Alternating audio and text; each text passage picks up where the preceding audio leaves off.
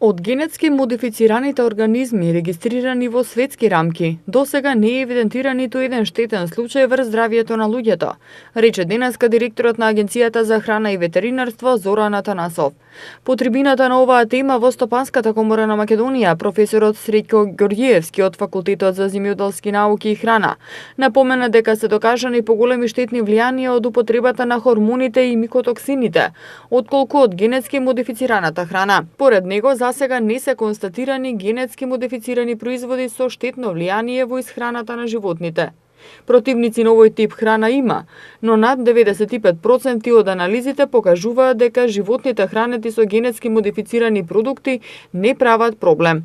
Се уште нема студија која може научно да докаже дека генетски модифицираната храна е штетна, но институциите секако мора да воведат строга контрола, за да нема измама на потрошувачите, зашто целата приказна е тоа, рече професорот. Во Македонија засега само на Факултетот за ветеринарна медицина се прави скрининг за ГМО, иако има уште една лабораторија што може да утврди квантификација.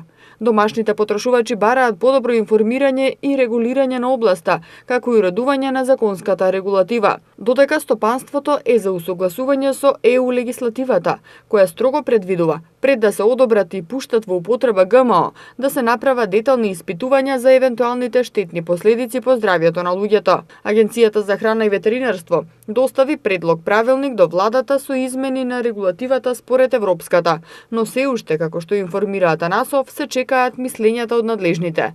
Директорот е дециден дека институциите се способни да гарантираат безбедност на храната.